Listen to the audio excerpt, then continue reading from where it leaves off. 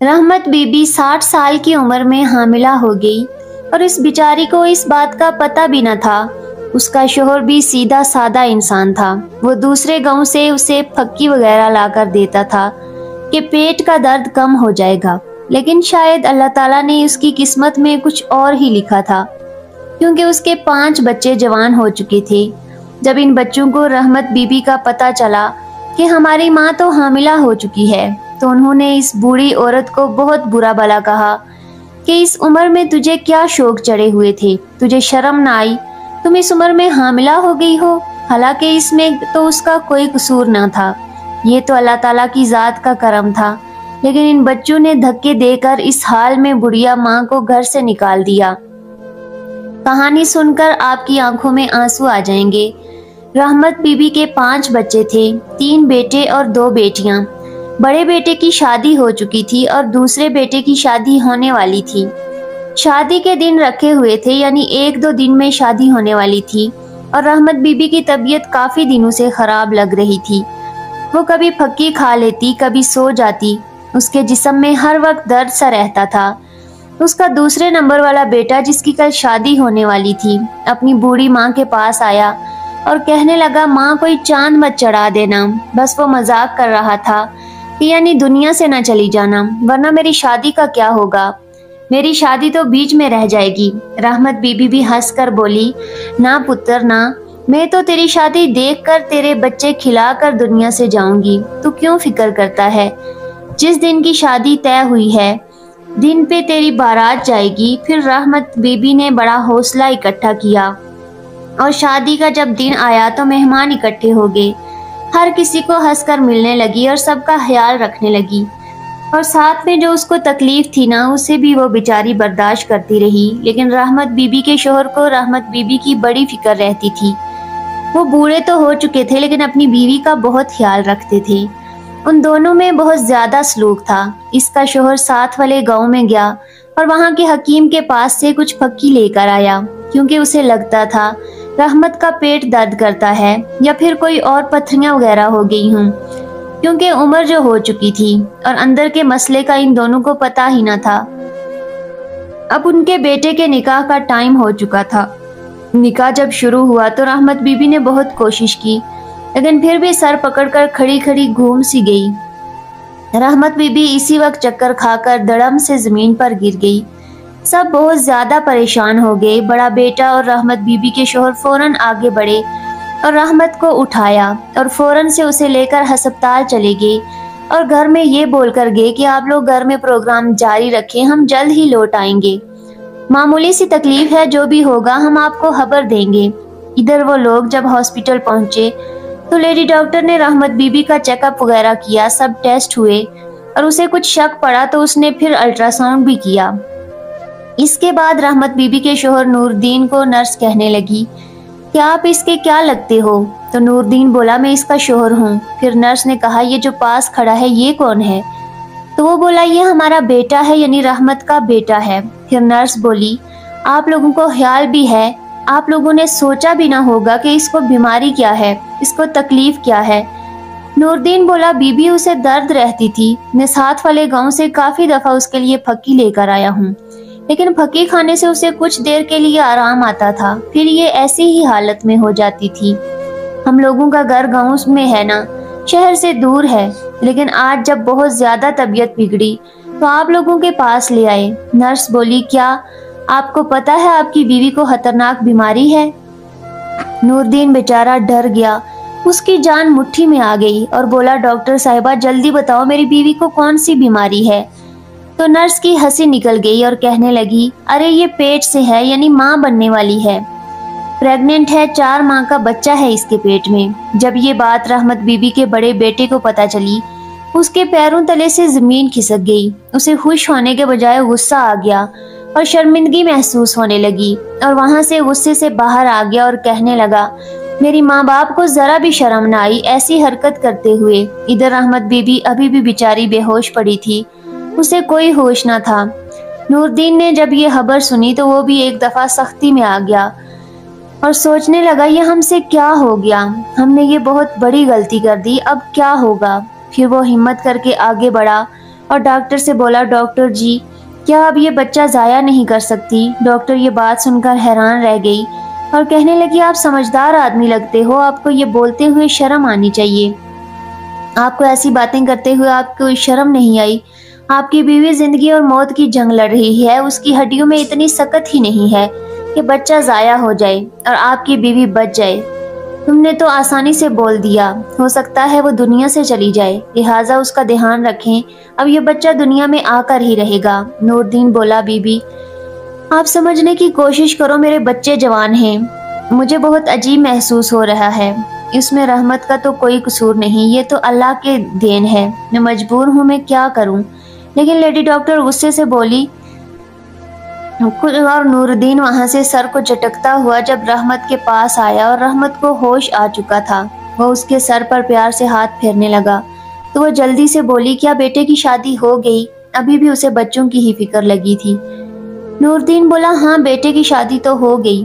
پھر بولی مجھے کیا بیماری ہے، میں ایسے کیوں گر گئی، مجھے بتاؤ نا، کیا میرے پیٹ میں کوئی نقص بیٹھ گیا ہے، مجھے کوئی پتھریاں تو نہیں ہو گئی؟ لیکن نور الدین بیچارہ پتھر بنا سکتے سے کھڑا رہا۔ رحمت کہنے لگی نور الدین تو چپ کیوں ہے، ایسے کیوں کھڑا ہے، بول کیا ہوا؟ نور الدین کہنے لگا میں کیا بولوں، تو تو ماں بننے والی ہے، 4 مہینے کا بچہ پل رہا ہے تیرے پیٹ میں۔ جب رحمت بی بی نے یہ سنا تو اس کے تو ہاتھ پاؤں پھول گئے، وہ کانپنے لگی، کہنے لگی یہ کیا ہو گیا، یہ کون سی غلطی ہو گئی ہم لوگوں سے؟ نور الدین بولا جو ہونا تھا وہ ہو گیا، لیکن ڈاکٹر نے چھٹی دے دی ہے، اب ہم گھر چلتے ہیں۔ جب وہ رحمت بی بی کو لے کر ہسپتال سے باہر آیا تو کیا دیکھتا ہے، جس گاڑی میں وہ لوگ آئے تھے ان کا بیٹا تو وہ گاڑی لے کر گھر چلا گیا۔ ابھی رحمت اور نور الدین رکشہ لے کر گھر جانے ہی لگے تھے، لیکن گھر میں ان کا بیٹا پہلے پہنچ گیا اور اس نے سب کو یہ بتا بھی دیا کہ ہمارے ماں باپ تو یہ چاند چڑھا ہی چکے ہیں، اس گھر میں ہمارا چھوٹا ننھا منا بھائی آنے والا ہے۔ جب ان کی نئی نویلی جو بیاہ کر دلہن لائی تھی اس نے یہ بات سنی تو اس کو غصہ آ گیا اور وہ غصے میں آ کر بولی گھٹیا بوڑھے ماں باپ، کتنی شرم کی بات ہے، میں نہیں رکوں گی اس گھر میں ایک پل بھی، کیسے جاہلوں کے گھر میں آ گئی جن کو زندگی گزارنے کا پتہ ہی نہیں، شعور ہی نہیں ہے، اس عمر میں بھی انہیں سکون سے نہیں بیٹھ سکتے۔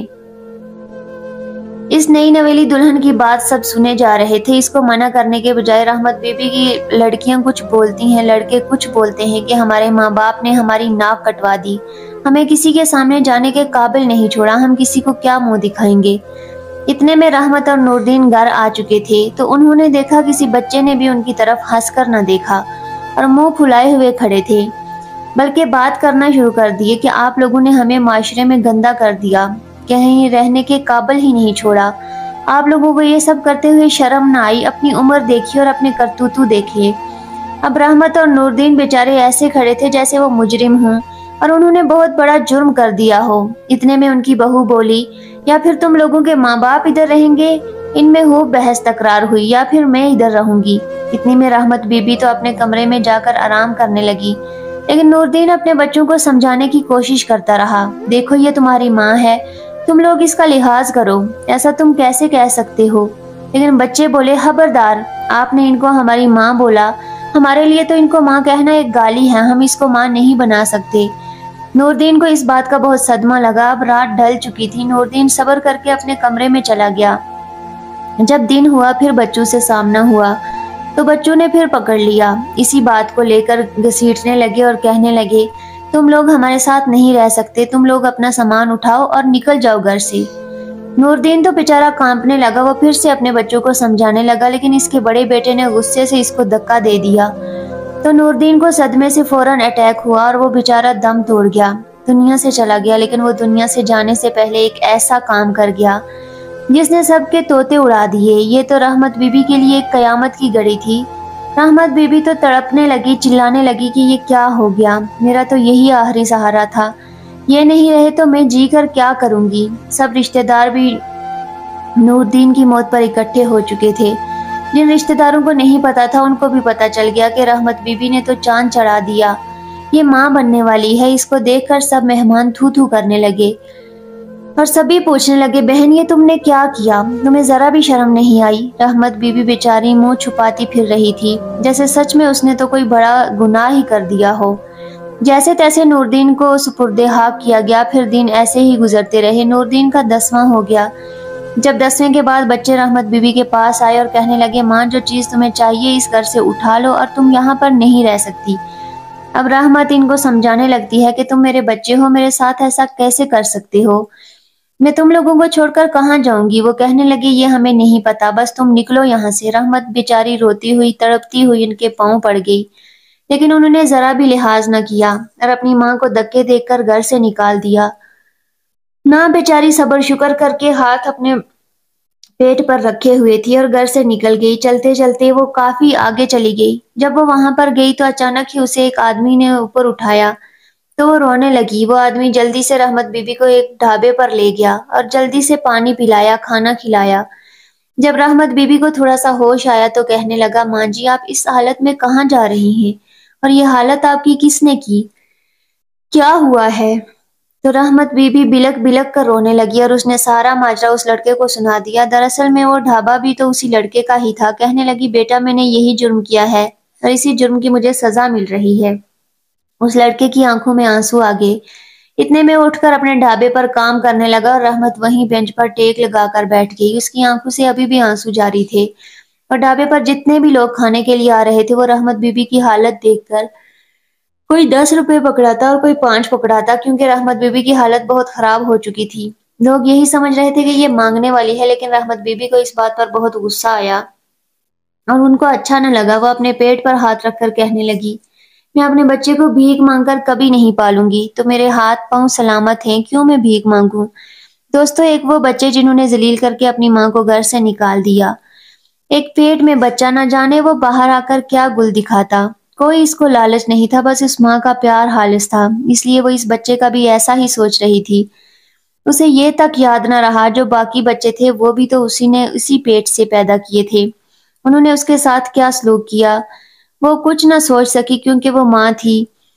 رحمت بی بی دکان والے کو کہنے لگی پتر میں اپنے ہاتھوں سے کما کر کھانا چاہتی ہوں، یہ بھیک مجھے نہیں چاہیے۔ دکاندار کو بھی یہ بات بہت اچھی لگی۔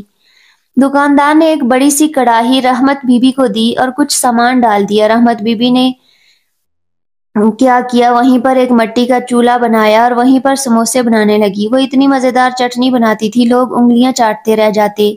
لوگ اس کی چٹنی کے دیوانے ہو چکے تھے اور دور دور سے اس کے پاس چٹنی لینے آتے تھے، اور کچھ لوگ تو انعام کے طور پر رحمت بی بی کو زیادہ پیسے بھی دے جایا کرتے تھے۔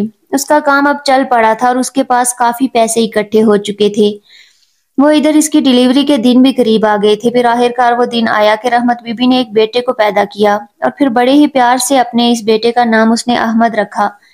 ادھر جو رحمت بی بی کے 3 بیٹے تھے ان میں سے 2 کی شادی ہو گئی تھی، انہوں نے اب تیسرے بھائی کی شادی رکھی ہوئی تھی، تو ان کو لگ رہا تھا کہ ہمارا گھر بہت چھوٹا ہے اور ہمیں اب گھر بڑا لینا چاہیے۔ پھر ان سب نے فیصلہ کیا کہ ہم اس گھر کو بیچ دیتے ہیں اور ایک بڑا گھر لیتے ہیں تاکہ ہم سکون سے زندگی گزار سکیں۔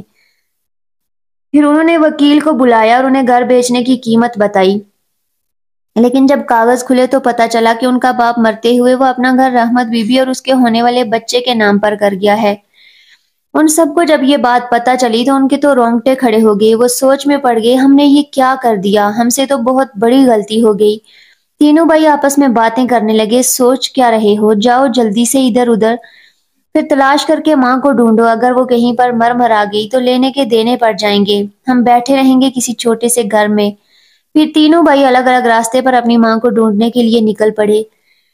کافی دنوں تک انہوں نے اپنی ماں کو ڈھونڈا لیکن ان کی ماں انہیں نہ مل سکی۔ تیسرا جو چھوٹا بھائی تھا وہ تھا کہ ہار کر اپنی ماں کو ڈھونڈتے ہوئے ایک ڈھابے کے پاس پہنچا تو اسے دیکھا کہ وہاں پر ایک ناک لپیٹے ہوئی ایک عورت ہے جس نے چولہے پر کڑاہی رکھی ہوئی ہے اور سموسے تل کر بیچ رہی ہے۔ اس نے اس عورت کو بڑے غور سے دیکھا اور اسے لگا ہو نہ ہو یہی ماں ہے۔ اس نے جلدی سے موبائل جیب سے نکالا اور اپنے بھائیوں کو کال کیا اور کہنے لگا یہاں پر ایک عورت ہے جو ناک پر کپڑا لپیٹے سموسے تل کر بیچ رہی ہے، ہو نہ ہو یہی ہماری ماں ہے، تم لوگ ایسا کرو جلدی یہاں پر آ جاؤ۔ دونوں بھائی جلدی سے اس ڈھابے پر گئے اور انہوں نے دیکھا یہ تو سچ میں ہماری ماں ہے۔ تینوں بیٹے جلدی سے اپنی ماں کے پاؤں میں پڑ گئے اور معافیا مانگنے لگے، اپنے چھوٹے بھائی کو گود میں اٹھا لیا اور اسے چومنے لگے اور کہنے لگے ماں جی ہم لوگوں سے بہت بڑی غلطی ہو گئی ہے، بس تو انکار مت کرنا اور ہمارے ساتھ گھر چل۔ یہ سب دیکھ کر اس ڈھابے پر کافی سارے لوگ اکٹھے ہو گئے تھے۔ और ये तमाशा देख रहे थे। वो लोग ये सोचने लगे वाकई इसके बेटों को उनकी गलतियों का एहसास हो चुका है और ये सच में दिल से माफी मांग रहे हैं। लोगों ने समझाया, रहमत बीबी तुम्हारे बेटे सुधर चुके हैं और अपना घर अपना ही होता है, लिहाजा तुम इनके साथ चली जाओ। माँ का दिल भी साफ था और बेटे रहमत और छोटे बच्चे को लेकर अपने घर आ गए। जब घर आए तो उनके तो हाथिर दिमाग थे। उन्हें अपनी माँ से कोई प्यार नहीं था, बस उन्होंने अपनी माँ के साथ जो सलूक किया वो सुनकर आप लोगों की आंखों में आंसू आ जाएंगे। जब रहमत बीबी अपने घर आई तो उनकी बहू ने तो अपनी सास की खिदमत शुरू कर दी। कोई बालों में तेल लगा रही थी, कोई दूध का गिलास पकड़ रही थी, कोई ताज़ा खाना बना रही थी। ऐसे खिदमत हो रही थी जैसे किसी पीर की हो। लेकिन रहमत बीबी को उनकी चिकनी चुपड़ी बातों पर यकीन नहीं आ रहा था। वो दिमाग से सोचने लगी और कहने लगी, जरूर दाल में कुछ काला है। इतने में उसकी बहू दूध का गिलास लेकर आई और कहने लगी, माँ जी ये लो दूध और आप खुद भी पी लो और अपने बच्चे को भी पिला लेना और अपना बहुत सा ख्याल रखना। इतना बोलकर वो अपने कमरे में चली गई। लेकिन इधर गिलास टेबल पर पड़ा था तो बच्चे ने टांग की हरकत की तो गिलास टेबल से नीचे गिर गया और दूध जाया हो गया। रहमत बीबी ने सोचा बच्चा भूखा तो नहीं रख सकती, दूध भी सारा जमीन पर गिर गया है। फिर सोचने लगी शायद इसी में मेरे रब की कोई बेहतरी होगी। अब मैं ऐसा करती हूँ कि मैं किचन से उठकर खुद बच्चे के लिए दूध ले आती हूँ। क्या ही बहू को आवाज देनी, अब अपना ही तो घर है। फिर वो जल्दी से उठी और किचन की तरफ बढ़ने लगी। वो क्या देखती है कि सहन में उसके बच्चे ग्रुप बनाकर बैठे हैं और आपस में बातें कर रहे हैं। बातें भी कुछ ऐसी खतरनाक के सुनकर रोंगटे खड़े हो जाएं। वो सब ये कह रहे थे कि आज रात ही माँ का काम तो तमाम हो जाएगा। अब तो माँ जी ने दूध भी पी लिया होगा और बच्चे को भी पिला दिया होगा। ना तो माँ बचेगी ना बच्चा बचेगा और हमारा रास्ता साफ हो जाएगा और घर हमारे नाम हो जाएगा। वरना बाप तो बड़ा ही होशियार निकला, जाते हुए भी अपनी ही बीवी का सोच कर गया और जो बच्चे पहले पैदा किए उनका एक बार भी न सोचा। उन्हें तो बस उधेड़ उम्र में भी बच्चे पैदा करने का शौक हो गया था। इतना बोलकर वो कहकहे लगाकर हंसने लगे। ये सारी बातें रहमत बीबी सुन चुकी थी। उसके तो पैरों तले से जमीन खिसक गई। उसने अपने सीने पर हाथ रखकर लंबा सांस लिया और अपने कमरे में वापस आ गई और फौरन से उसने अपने बच्चे को उठाया और धीरे से पिछले दरवाजे से बाहर निकल गई। चलते चलते वो वहीं उसी ठिकाने पर पहुंच गई, ढाबे पर चली गई। इधर जब दिन हुआ तो बच्चे बड़े खुश होके आज तो कमरे से माँ की लाश मिलेगी और सारे रास्ते साफ हो जाएंगे। जब वो लोग कमरे में पहुंचे तो क्या देखते हैं, लाश के बजाय उधर माँ ही नहीं थी। वो लोग बड़े परेशान हो गए और आपस में कहने लगे, जरूर माँ जी को पता चल गया, उन्होंने हमारी बातें सुन ली होंगी, इसलिए माँ जी घर छोड़कर भाग गई हैं। क्योंकि टेबल के पास दूध जमीन पर गिरा हुआ था, जिससे उनको अंदाजा हो गया कि दूध तो पिया ही नहीं गया। इधर जो रहमत बीबी थी वो सीधी पहुंची अब वकील के पास और जाकर कहने लगी कि मेरे घर के मकान की क्या स्टोरी है, मुझे भी बताओ, ये किसके नाम पे है। वकील रहमत बीबी को बताने लगा कि आपका शोहर मरने से एक दिन पहले मेरे पास आया था और ये जो आपका मकान है वो आपके और आपके होने वाले बच्चे के नाम पर करवा गया था। इधर रहमत बीबी के बच्चे भी वकील के पास जाने की तैयारियां करने लगे कि हम वकील के पास जाते हैं और कहते हैं कि चाहे हमसे जितनी मर्जी रकम ले लो, कोई और जुगाड़ लगा दो ताकि हमारा ये घर हमें मिल जाए। लेकिन इन्हें क्या पता था कि इनकी माँ तो वहाँ वकील के पास ही बैठी होगी। जब वो सारे इकट्ठे होकर वकील के पास पहुंचे तो रहमत बीबी वकील के पास ही बैठी हुई थी। वो वकील और रहमत बीबी की अंदर बातें कर रहे थे और बाहर कान लगाकर उसके बच्चे वो बातें सुन रहे थे। रहमत बीबी कुछ यूं कह रही थी, वकील साहब मुझे ये सारा मकान बिल्कुल नहीं चाहिए, मुझे बस मेरा हिस्सा चाहिए जो मेरा बनता है। बाकी तुम ऐसा करो कि उन बच्चों के नाम कर दो। माँ तो माँ होती है ना, उसे फिर भी अपने बच्चों का एहसास था, इन बच्चों का जिन बच्चों ने उसे घर से निकाल दिया और जहर देकर माँ को जान से ही मार डालना चाहा।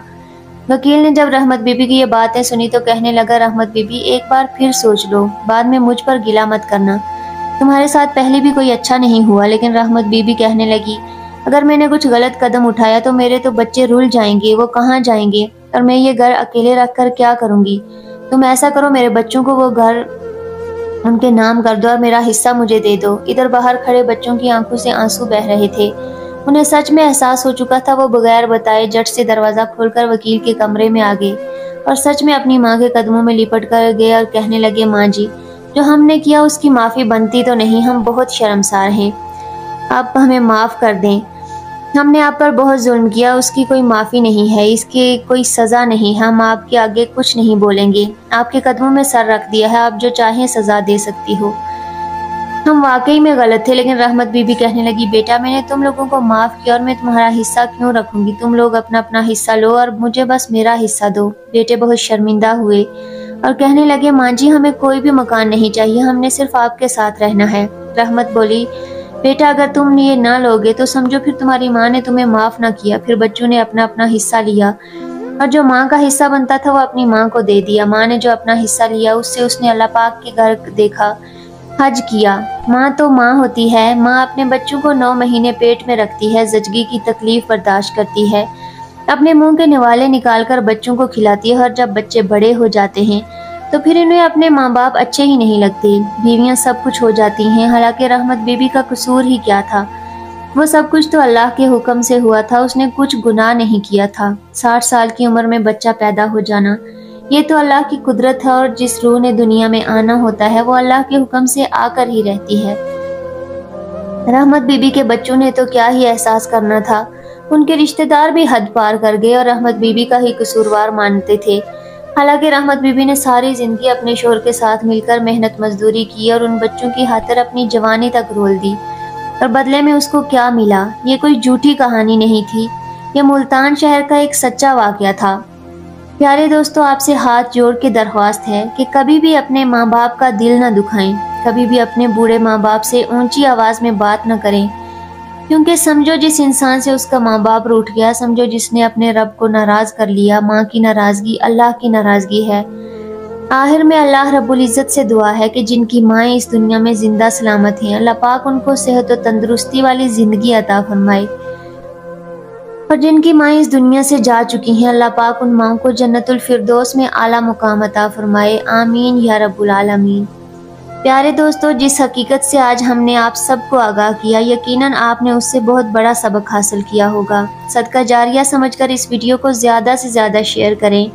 हो सकता है आपके एक शेयर से किसी की रूठी हुई जन्नत उसको दोबारा वापस मिल जाए। उम्मीद करती हूँ आज का वाक़या आपको बेहद पसंद आया होगा। मज़ीद ऐसे ही वाक़यात सुनने के लिए हमारे चैनल को सब्सक्राइब करके हमारी फैमिली का हिस्सा ज़रूर बनिएगा। अपना बहुत सारा ख्याल रखिएगा।